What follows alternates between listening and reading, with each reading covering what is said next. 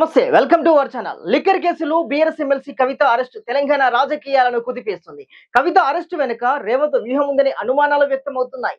BRS అధికారంలో ఉన్నప్పుడు రేవంత్ రెడ్డిని 2 సార్లు జైలుకు పంపించారు. తన కుమార్తె పెళ్లికి కూడా రేవంత్ రెడ్డి లేరు. పెళ్లి సమయానికి జైలు నుంచి నేరుగా వచ్చారు. ఇక రెండవసారి బీఆర్ఎస్ అధికారంలోకి వచ్చిన తర్వాత కూడా రేవంత్ ను జైలుకు పంపించారు. గతాన్ని దృష్టిలో పెట్టుకుని రేవంత్ రెడ్డి రివెంజ్ ప్లాన్ చేస్తున్నారని గుసగుసలు వినిపిస్తున్నాయి. ఇలాగూ కవిత లిక్కర్ కేసులో ఇరుక్కున్నారనగా కనుక కేంద్రం పెద్దల సహాయంతో రేవంత్ రెడ్డి అరెస్ట్ చేశారని కూడా చర్చ నడుస్తుంది. కేసీఆర్ కుటుంబంపై రివెంజ్ తీర్చుకోవడానికి రేవంత్ రెడ్డి ప్రధాని మోడీతో సఖ్యతగా ఉన్నారని కూడా అంటున్నారు. అయితే కవిత అరెస్ట్ వెనుక రేవంత్ ఉన్నారనే ప్రచారాన్ని చాలా మంది కొట్టిపారేస్తున్నారు.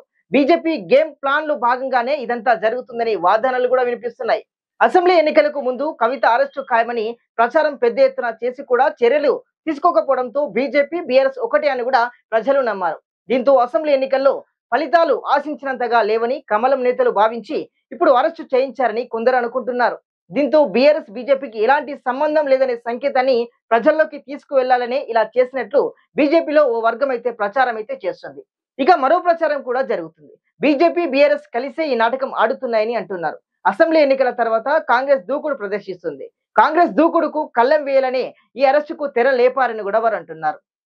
ఇప్పుడు బీఆర్ఎస్ కవిత అరెస్టును వాడుకుంటూ బీజేపీని టార్గెట్ చేస్తుంది. ఇలా పార్లమెంట్ ఎన్నికల్లో కాంగ్రెస్ ప్రభావం లేకుండా బీజేపీ బీఆర్ఎస్ కేంద్రంగా జరిపించాలనే కేసీఆర్ మోడీ కలిసి ప్లాన్ చేశాయని కూడా ఇప్పుడు చాలా మంది అనుకుంటున్నారు. అయితే ఇందులో వాస్తవం ఎంతో కేసీఆర్కే తెలియాలి.